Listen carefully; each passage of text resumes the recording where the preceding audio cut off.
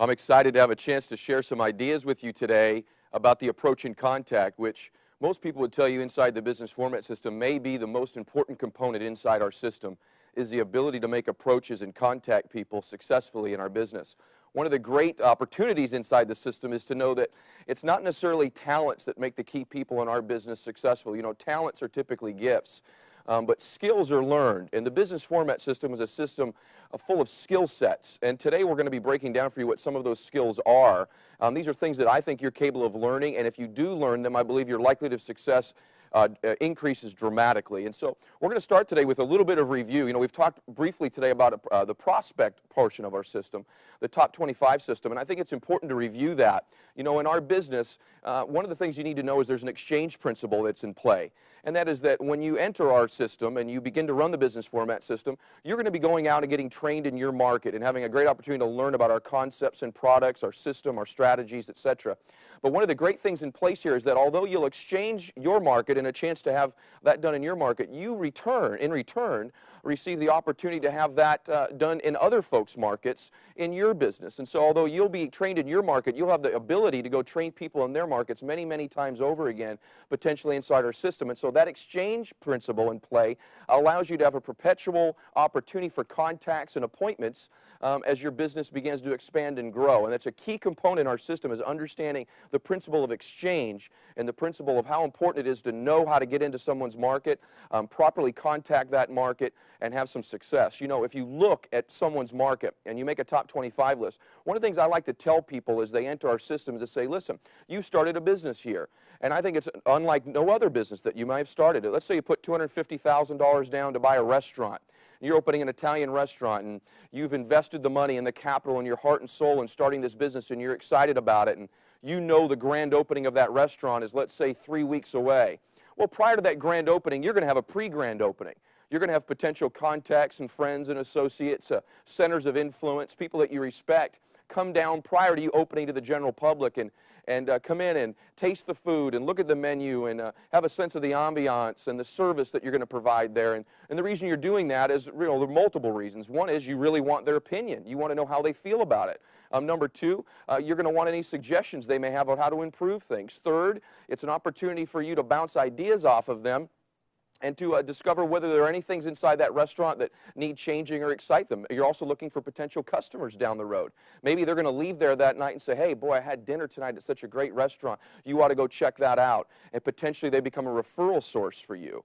Well, in our business, it's no different. You know, you're in training as you're getting your licenses and putting other things in play. And I think you ought to approach our business much like you would any business you started had you invested that sort of money. And obviously in our system, you don't need to do that. But you ought to have your pre-grand opening. And I think the same principles are in play. You're going to want potential contacts, centers of influence, friends to take a look at your business and give you feedback and suggestions and opinions, and maybe leave someday as customers down the road for you, or potential people that refer folks into your business. And so the same principles that it would be in any other business, I think, apply to your World Financial Group business as you begin your training program and exchanging that concept with people. And I think an important thing you need to know is our responsibility in training you and your responsibility in training somebody else inside the approach and contact system, in my opinion, is very simple. And that is, our job is to impress the potential prospect with our company, our credibility, what we stand for, and where we're going as an organization, and nothing else, simply to impress them. We're looking for people that are looking for us. I don't think this is a business where you talk somebody into it or you twist their arm. You know, there are enough people out there in my mind that are looking for opportunity, that are looking to make a difference in their lives, that are looking to get their financial household in order, that you just need to realize you're looking for people looking for us. And so there's no need for over-exaggeration or pressure tactics or any of those sorts of things. And I think you just need to know your job is to impress someone's market with their association with you and our firm. And when you're running your business based on that principle, good things happen. As a new prospect into the World Financial Group system, one of my insecurities potentially could be damaging my own reputation to my market. Are they going to put too much pressure on the people I see? Are they going to be exaggerative? Is it going to be pushy? And I think you need to know that that's not our outcome. That's not our goal. And it can't be yours as a trainer. And as a new person joining our system, I think it's important that you realize, listen, our job is to impress them, your market, the potential contact you've put in front of us or we've visited with, just impress them. And I think from there, it's almost like a baseball game. Most of the time, to win a baseball game, you don't need to hit a home run every time you're up. And we're not going to do that when we're in the field. We're not going to do that when we get a guest to a BPM. We're not going to hit a home run every time. But that's not the requirement to win in business. You know, in business, one of the things that I think most people need to know is you just got to get on base. And getting on base in our business is we go do an appointment or someone joins our BPM and comes down and takes a look at our opportunity, is that they just leave impressed. And they leave and go out into the community and say, hey, I saw a great company the other evening. It wasn't for me, but boy, what a great company. These are good people doing good things. And that's really the barometer of whether we've been successful. Was the person impressed? You know, a double is probably, hey, they come down, they take a look, they say, boy, I was impressed. And, you know, I know 2 or 3 people that are trying to get out of debt or like to get a financial strategy done or potentially would like to start earning a second income or go into business for themselves, something like that. And so they refer you people. That's a double, and that's going to happen oftentimes. A triple is unbelievable. A triple is they say, boy, I'm very impressed. I know a few folks that may be interested in what you're doing, and I'd like to get a financial strategy or financial advice done myself. And so we have a potential to do that for them. And a grand slam out of the park is they decide, hey, maybe this is something I want to become a part of. This is a business I'd like to join, and I'd like to participate in maybe building my own WFG business. And that's a home run. That's a grand slam. Well, we're not going to do that every time. But I think if we can get on base every time, and that's got to be your focus, which is simply to impress them. And if they're the right person, they're going to refer us people. If they're the right person, they may become a client. If they're the right person, they may get on board. But I think oftentimes you put too much pressure on yourself during the approach and contact phase that, boy, I've got to recruit this person, or I've got to get this person to become a client of mine. And that's really not true. I don't think our business is one where you talk people into things. And so as we begin the approach and contact part of our system today, I think it's important to have a context of what it is really we're trying to do. When you're making contact with somebody, it's important to have a clear outcome as we begin this today, a clear outcome as to what it is you want to accomplish during this phone call. Most people, I think, sometimes are just sort of making the call. They're not exactly clear on why they're making that call or exactly what their outcome is. The outcome is very simple. The outcome is to get an appointment, either to get that person to schedule an appointment to come down and take a look at our BPM or to go see them. It's to get an appointment. It's not to recruit them. It's not to sell them. It's really not even to interest them all that much. It's simply to get an appointment. And when you go into a phone call, if you'll put yourself in a state of gratitude, a state of servitude, that you're there to serve that person. Oftentimes we get a little bit apprehensive when we make phone calls of, well, what are they going to think of me? Or are they going to feel that I'm pressuring them, or am I bothering this person? And I think that's because oftentimes our focus, our state, if you will, when we make that contact is what we can get from it. And I've always found the people that are strong at approach and contact are those that put themselves in a state of gratitude for being in our business, a state of servitude where they want to serve this family. They want to make a difference for them. And if you can put in your own mind the state you're making when you make that phone call, in your own mind and your own being, that I'm here to serve this family, I'm here to offer them an opportunity, I'm here to give them help. And I think if you'll do that, you'll feel so much more confident, come from a place of strength when you make that contact, as opposed to one of being fearful of what they think or insecure or anything of that sort. That may be the number one thing that hurts people in their World Financial Group careers. They are so concerned with what other people think about them that they never get around to really taking massive action.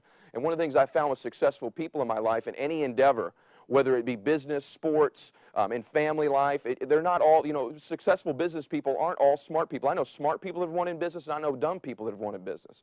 I know people that have college degrees that have won in business, and I know people that didn't finish high school that have won in business. I know all different sorts of people that have won. So if brains or talent were the requisite of success, there'd be a lot of people in this world that have won that wouldn't have. What is a requisite of success is typically successful people have the ability to take immediate, massive action. They just simply get after it. Fear paralyzes. And typically fear of what someone's thinking of you will hold you back from getting big here. I think it holds us back in relationships, in business, in church, in family, you name it. But in business, it really holds us back, especially in approach and contact phase, where we're so concerned with what they think about us. So if you put yourself in a state of, I'm here to serve this family, I'm here to offer them an opportunity, and I'm looking for people looking for us. I'm looking for people looking for me. I can't talk them into this. There's no magic words. If they're the right person, they're going to recognize this is somewhere they ought to be, and if they're not, that's okay. There are many people who probably will be interested. And so put yourself in that state of certainty. I also want to tell you to have a clear outcome, as I've said. Make sure your outcome is to simply get an appointment. That is why you're there, is to get an appointment, not to recruit them. I think sometimes, you know, this contact is an invitation. It is simply an invitation. If you want to look at it like a movie, when you go to the movies, it's like the trailer. When you go to see the movie you want to see, you're going to sit through 3 or 4 trailers, which are 30, 90 seconds in length, which are just to entice you enough to give you an interest to go see the movie. Well, make sure when you're making approaching contact, you don't try to give them the whole movie. What you're giving them is the trailer. It's just enough to entice them that they want to come see the movie, or us bring the movie to them, that being our presentation phase that you'll hear about a little bit later. So be clear about that. Your focus is simply to get an appointment. And if you're clear about your outcome, you're clear about your state, you've got a very high likelihood of getting the result that you could get otherwise. I also want to say this to you. I want you to realize that in any conversation, as we go into the approach and contact now, in any conversation, the more certain person wins. I want to say that to you again. In any conversation, the more certain person will win that exchange. If I'm more certain than you are that we ought to meet, than you are that we shouldn't, I will eventually influence you to meet with me. And so I want you to be in a state of certainty, of confidence, of conviction when you make that approach and contact, because the more certain person will win that exchange. If the person you're contacting is more certain they're not interested, or this isn't for them, or they're too busy than you are that they ought to meet with you, they will win the exchange. But if you're more certain, I think you're likely to win that exchange. Next thing you need to know is this, is that the person who asks questions wins. The person who answers questions loses. And so you control the conversation by asking questions. That's how you control the conversation. You will lose the conversation by answering them. And so I want you to be very cognizant of asking questions. Most people in our business get too aggressive with telling people things. They get nervous, or worse yet, they learn a lot and want to tell them everything they know. They want to give them the whole movie. And when you tell me things, that makes me want to ask you questions. And that puts you in the losing position, because the questions are never ending. But if you're in the position of asking me things, and I'm in the position of telling you the answers, you're going to win the conversation and take me in that conversation where you want to go. So be clear about that. That leads me to our scenario of disaster. You know, in our business, inside the business format system, you'll see where we discuss the scenario of disaster. Scenario of disaster is very simple. It's that your enthusiasm, when you're making the contact, creates curiosity in me. I ask you questions, you attempt to answer those questions, you answer them wrong, and the result is failure. And the key component there is I'm asking you questions and you attempt to answer them wrong. Most folks are too new to be answering all of those questions. That's for the person who presents the movie at the BPM, or that's the person who brings the movie to the person in the field. So be very careful of controlling that point of contact. You know, there's two ways to control the point of contact as we move into that. The first way is that I physically make the calls. If you've come into my business and I'm the trainer and I'm training you, that I make contacts for you. We build your top 25 list. The key things of building that list, as you've heard, are very simple. You know, I want to know the sorts of people that if your car broke down in the middle of the night and it's 2 o'clock in the morning and you're on the side of the road, who's the guy that would come pick you up? Who's the lady that would come pick you up? To me, that's the first person we're going to contact. I want to contact the people who trust and love and respect you the most, who will give you the best feedback, who we have a chance of getting great results with. You know, if I was to ask you if you're going to get married again today, or you were to get married, who would be the men that would stand up for you if you were a male, or who would be the ladies that would stand up on your side and be in your wedding party? That's a great indication of the first people we ought to be contacting, the people that love you the most and that you care about the most, and the people that we would want to help the most if we could. And so I want to make sure I'm contacting the right people. I want to make sure they're in the right market, as you'll hear about later in our tape. I want to talk to the people that are likely to say yes, the people we're looking for, people that are married with children, own a home, those sorts of criteria. And I want to make sure that I get that list from you properly. Now, in contacting that list, there's two ways to control the point of contact. Number one, I make the calls on your behalf, and we sit there and make the calls together. If you're going to do that, if you're going to run your system that way, I think that's the cleanest, purest way to physically control the point of contact. There's a story I was once told when I got into our business of, let's assume that we were on a submarine, and we had 200 men on this submarine, and we looked off into the distance and we saw a destroyer, and we know that now that they've come up on our radar, we've got one shot to fire a missile at that destroyer to sink that boat, and if we miss or don't hit them properly, they're going to fire one back, and our boat's going to go down, and we're going to lose 200 men. That's a critical shot you're going to fire there. And you look around your submarine, and there's 200 men. Many have been there for 15, 20 years, sharpshooters. But there's an 18-year-old boy who's been on the boat now, been on the submarine for 2 weeks. And he's freckly faced, and he's brand new, and he's an assistant to the cook. He's a brand new recruit onto the boat. Would you want that to be the guy firing that one shot, that one missile you've got to sink that destroyer, or would you prefer it to be a more experienced sharpshooter? I think we all know we prefer it to be a more experienced sharpshooter. But oftentimes in our business, we turn over the firing of the missiles, if you will, the contacts, to the brand new 18-year-old freckle-faced recruit who just got on the boat. who's not equipped to make the call, who's not certain, who doesn't know how to ask the questions. The more certain person's the trainer, not the trainee. And so I think the purest way to make approach and contact, if you're going to build a big system here, I think has to be that you and your leaders control the point of contact, and the best people at firing the missiles are firing the missiles. Because in that new recruit's business career, one of the most precious things to them are those first few contacts that are made, that they're handled properly, that success happens for them. And so I want you to consider you controlling the point of contact yourself. Now, if things are too busy or you're not willing to do that, maybe you've got a system that's just exploding inside your system, then at one point you're probably going to have some of the contacts made by your new associates.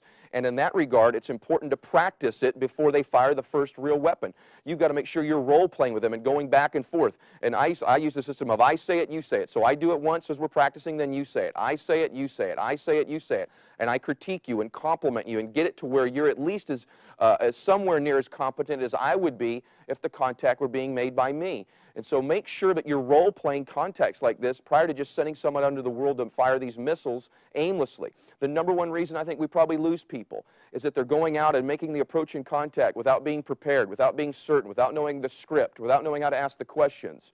And then what takes place is the scenario of disaster happens, and they get rejected. Well, hey, if you're new to something and you get rejected 2-3 times, I think immediately you're going to say, hey, maybe this isn't for me, and you begin to question the decision. But if on those first 2 or 3 missiles that are fired, you get success and people say yes, and they meet with you and things go well, now you're thinking this is for me, and you're willing to go out and even do more. So these first 2 or 3 contacts, just the 2 or 3 contacts, are so critical in taking the direction of someone's career, either positive or negative. And so the best way to do it is that you control it. But if you can't do that, you need to control it through role play and through preparation. You know, the other thing is you want to make sure contacts are being made. And I believe there's a direct correlation between someone's belief they can get a result and their willingness to take action. In the military, it's been proven that a soldier's willingness to fire their weapon is directly related to their belief that they're competent at doing so, that they've been trained well. That's why the military spends so much time in training on how to fire the weapon. Well, in our business, the weapon is the phone call. It's the missile that's being fired.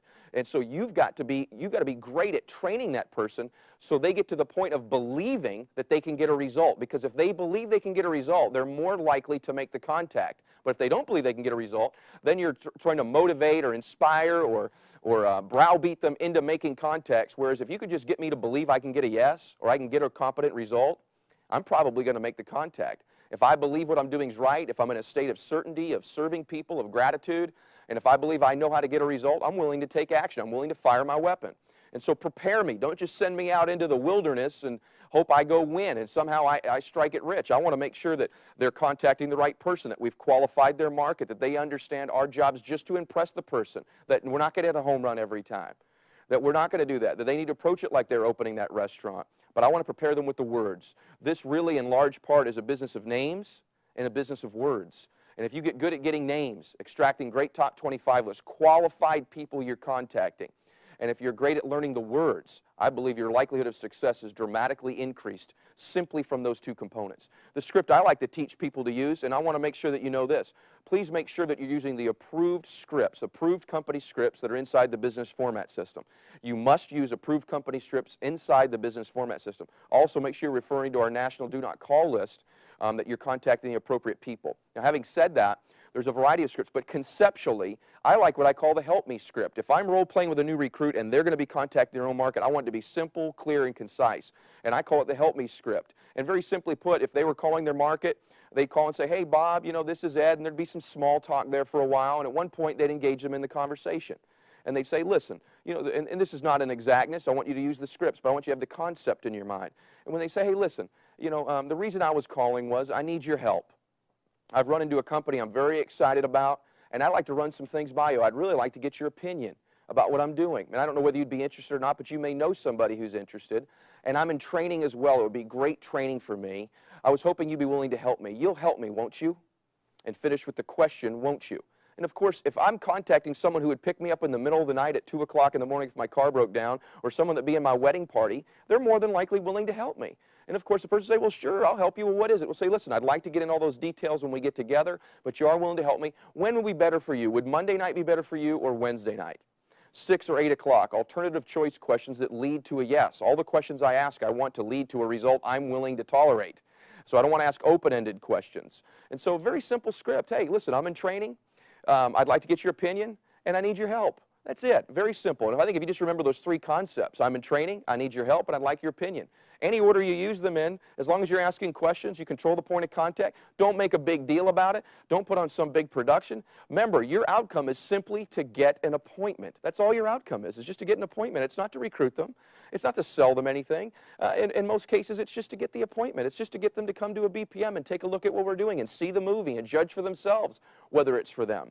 Or to go take the BPM to them and sit down with them one-on-one and tell them our great story.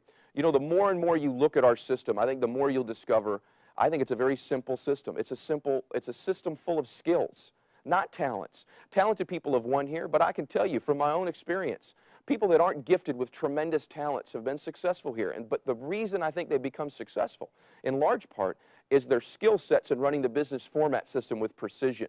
You know, they say that there's the difference between a self-employed person and a business owner is the self-employed person has no system, and that a business owner has a system that runs their business. Self-employed person runs their own business. A business owner has a system that runs that business for them. And in our business, we're fortunate to have the business format system. We're fortunate to have the ability to make approach and contact. And I think in review, if you put yourself in the right state, a state of gratitude in serving that family, if you'll learn the words, if you'll role play with people, if you'll contact appropriate people, people that are qualified for our business, if you're willing to, in some respect, role play with me and train me to do it, you can also have some success. If you just have a context for what are we trying to do, we just want to impress them. We just want to tell them our story and impress them. And we're looking for people looking for us. I think there's a lot of people looking for us, by the way. You were looking for us at one point, and you found us.